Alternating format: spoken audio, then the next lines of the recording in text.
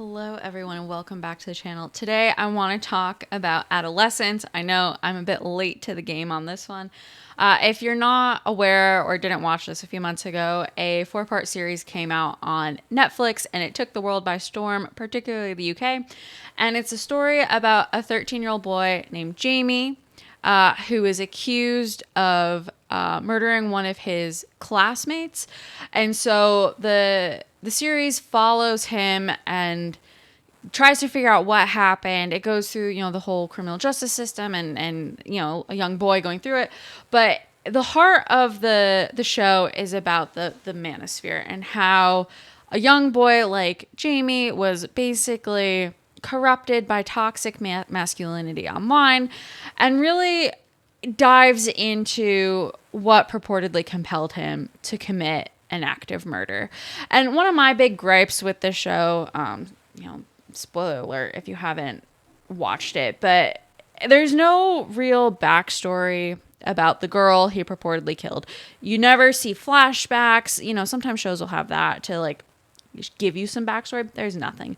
We don't know who she was, what she did. We have hearsay conversations from other characters in the story about posts on Instagram and the secret emoji culture that apparently teens are using these days to denote how they feel about one another.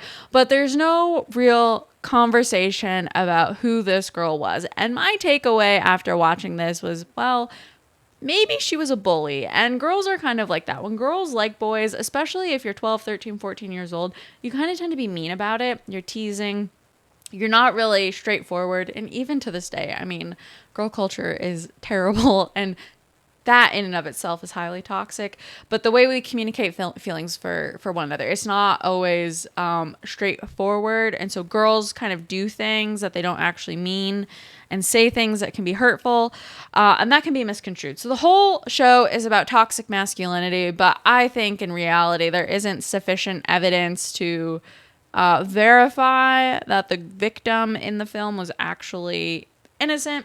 So you may have watched it, you may have not, but regardless, it blew up. And there were people in the UK that were literally talking about it as if it was a documentary. The writers of the show were invited to testify before members of parliament, and it's now going to be screened in UK schools because they actually think this show represents the manosphere and toxic masculinity and boy culture. And maybe that's happening in the UK. I obviously am sitting here in the United States, so I can't speak to what's happening in the UK.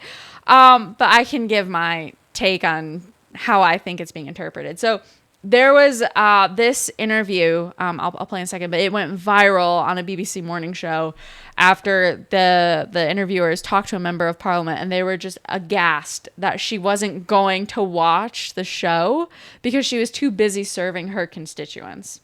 Yet. No, I haven't. I probably won't. It's a film on Netflix, and most of my time right now is spent visiting the country. It's a 4-part series on Netflix, and okay. Everyone is talking about it. It is prompting conversations about toxic masculinity, smartphone use, young men feeling that they're being ignored, the idea of misogyny being increased in school. Why would you not want to know what people are talking about? Well, I think that those are all important issues, and those were issues that I've been talking about for a long time. But in the same way that I don't need to watch Casualty to know what's going on in the NHS, I don't need to watch a specific Netflix drama to understand what's going on. It's a fictional series. It is not a documentary. What I've been talking about recently, for instance, is banning smartphones in schools. I've been going to schools all around the country. I was in Evesham just yesterday, talking to head teachers, talking to the students, and they talk about the problems that phones are causing. The difference this documentary has made compared to, say...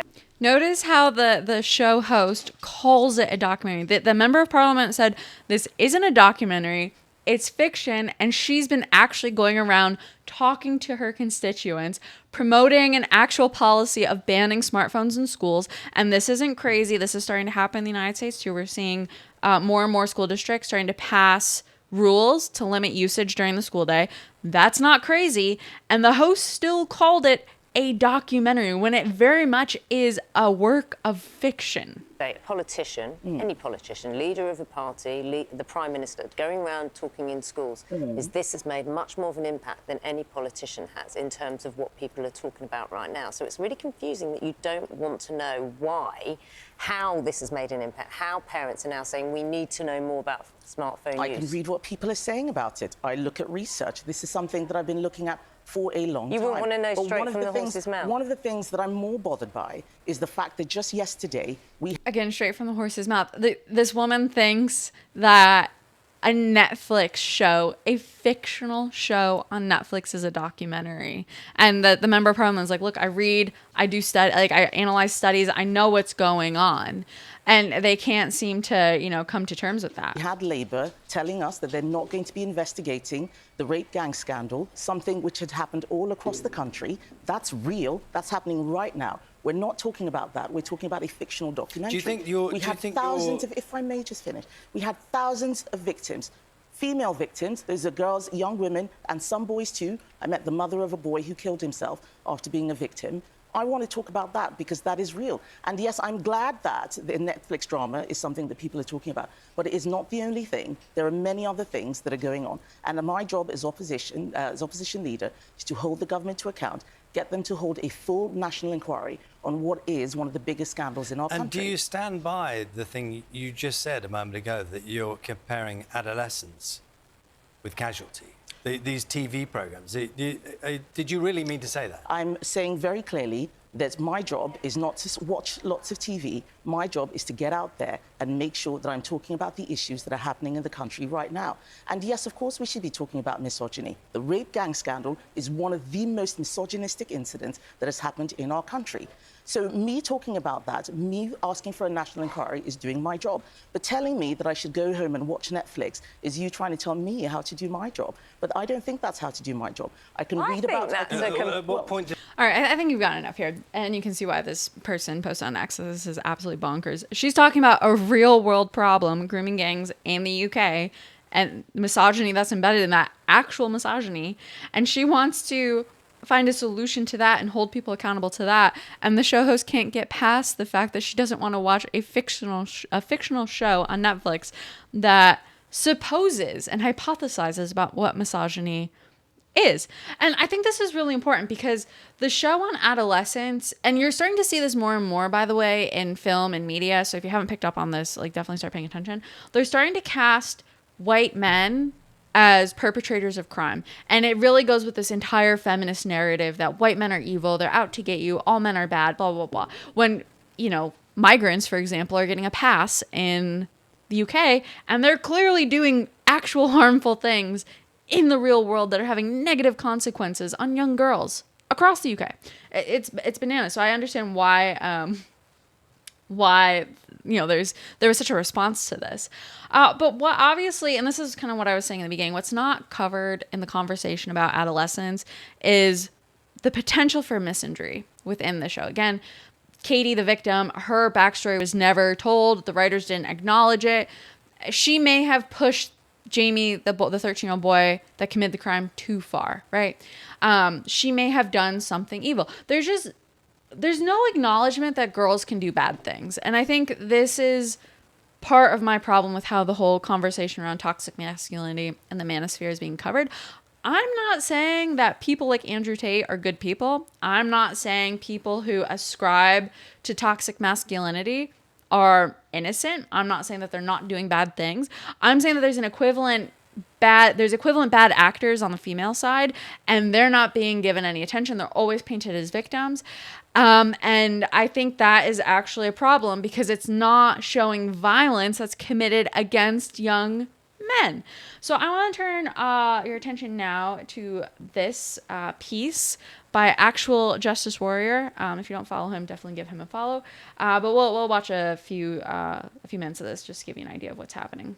We are following the ongoing investigation into the murder of 16-year-old Trey Wright. The Florence County Sheriff's Office said it's arrested 9 people so far. At 11:30 p.m. on June 21st of this year, police in Johnsonville, South Carolina responded to a 911 call of a shots fired incident. When they arrived on the scene, they found 16-year-old Trey Wright laying on the ground, having suffered from multiple different gunshot wounds in the road, and they struggled to save this individual's life. However, unfortunately for Trey and his family, he did not survive this encounter. And for a while, this was essentially one of those rural America mysteries. This kid was shot and it didn't appear to be for any discernible reason. Robbery didn't appear to be the motive. So the police were investigating, but the leads did not seem to be leading at that moment in time. However, a little while later, it was discovered that Trey actually had a previous dispute where he was threatened with a firearm from the new boyfriend of his ex-girlfriend, and apparently there may have been some kind of connection to this incident. So what the police ended up doing was investigating those circumstances, but what they ultimately ended up discovering was a plot that involved, as of right now, up to 9 teenagers to murder this child, to lure him to this particular area for this confrontation in order to kill him. And even though the gunman is the 19-year-old boyfriend of Trey's former girlfriend, it appears the mastermind behind this whole plot is his 16-year-old high school girlfriend who was a cheerleader at said high school. And this is what we're going to break down today. This kind of youth violence that honestly is very rare in the United States of America. Typically when we hear teen violence, we don't get a description of the teens or anything of the sort, and we all kind of know what that means. But in this particular case, not only do we have a description, not only do we have harsh charges for each and every person involved, but we also have named and shamed the alleged perpetrators in this particular incident. So I think that is also worthy of commentary. So we're going to break this down. We're going to get into it. Okay. Like I said, if you don't follow Sean, follow him. He's got some really good stuff. But I want to jump ahead a little bit. So this is the girlfriend. Okay. This is girlfriend. So what you just saw in that short clip is the 16-year-old equivalent of Jamie in the show Adolescence was gunned down by this girl's new boyfriend, 19-year-old. I'm assuming, I think she's 16. But all these guys are teenagers, by the way. Some are over the legal age, so they're over 18, but some of them are also under 18. But she was apparently the mastermind of this whole thing. So this is going back to what I was saying before. Yeah, this might be one anecdote, but so is Adolescence. You know, we don't know the storyline of the characters. It was all made up. It was all fiction. But here's an example in reality of a girl doing something harmful against a boy. Okay, so it goes both ways. It's not just toxic masculinity and the manosphere. It's also toxic feminism and the womansphere. And this is happening. Sean has covered a couple other circumstances like this as well, where you have teen girls who are committing acts of violence. And I'm not saying that boys aren't committing acts of violence as well, but I'm saying we have to acknowledge that this is happening on both sides. It's not just young boys, plotting revenge against innocent girls. Like there's a rise in violence amongst teenagers, and a lot of it is fueled by social media. And we have to acknowledge it for what it is.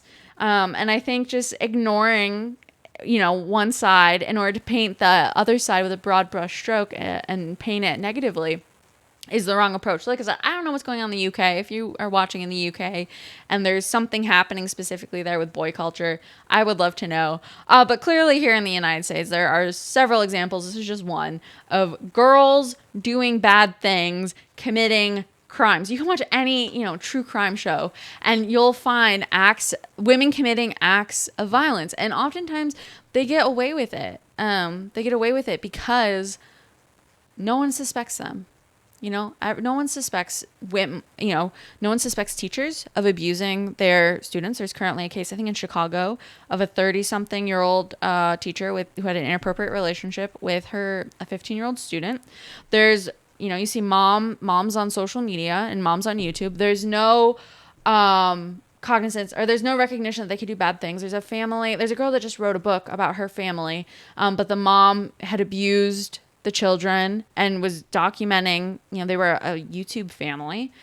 This happens all the time. And, there was a case, I think in Canada, of a girl who She was from an immigrant family, but she lied about going to school and she felt too much pressure from her parents and she ended up killing them. So this happens. Like, and I'm not saying that all of that is tied to the womansphere, but some of the same drivers pushing boys over the edge are also pushing girls to do bad things. And because girls tend to get away with crime because they're not held accountable or it's not perceived that they're the ones perpetrating crime, I think it's giving them a license to kill.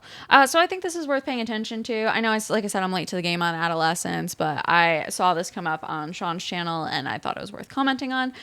If you enjoyed this analysis, I would love it if you'd like and subscribe. And if you know anyone who could benefit from hearing this, especially someone who might think Adolescence is an actual documentary, please share this with them because it's made up fiction on Netflix. And this, what you're looking at right here, this is real life. This is a girl who, working alongside some of her friends and her current boyfriend, gunned down a 16-year-old for no apparent reason at all. So this is happening, and I think it needs to have some more attention drawn to it. So thanks for watching, and I'll see you in the next video.